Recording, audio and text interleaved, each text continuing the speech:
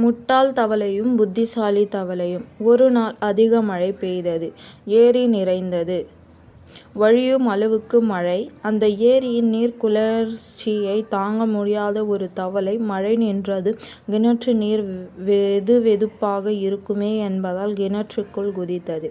அந்த கிணற்றில் பல காலமாக வாழ்ந்து வந்த ஒரு தவளை இந்த புதிய தவளையைக் கண்டு மகிழ்ந்து வரவேற்றது. பின் பொந்தில் வைத்திருந்த உணவு வகைகளை புதிய தவளைக்கு தந்தது. 2 தவளைகளும் பேசிக் கொண்டிருந்தன. கிணற்றிலிருந்த மற்ற தவளைகளுக்கு புதிய தவளை வந்தது பிடிக்கவில்லை. புதிய தவளையை துரத்திவிட முடிவு செய்தன. 2 தவளைகளும் பேசிக் கொண்டிருப்பதை அருகே சென்று வேடிக்கை பார்த்தன. அப்பொழுது அக்கிணற்று தவளை ஏரி தவளையிடம், "நண்பனே, நீ இத்தனை நாளும் எங்கே தங்கியிருந்தாய்?" எனக் கேட்டது. "நான் ஏரியில் தங்கியிருந்தேன். அதில் மீன், ஆமை, முதலை ஆகியவை உண்டு. கிணற்றை விட மிகப் பெரியது ஏரி" என்றது ஏரி தவளை. கிணற்றுத் தவளை நம்பவில்லை. "நண்பா, நீ பொய் சொல்கிறாய். இந்த கிணற்றை விட பெரிய நீர்நிலை உலகத்தில் இருக்க முடியாது" என்றது.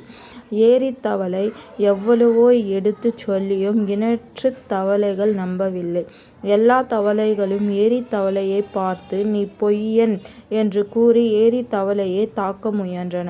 அப்பொழுது கிணற்றிலிருந்து நீர் எடுக்க ஒரு பெண் தோண்டியை இறக்கினாள். அதனுள் ஏரி தவளை தாவிக் குதித்து தோண்டித் தண்ணீருடன் மேலே சென்று ஏரியை நோக்கிச் சென்றது.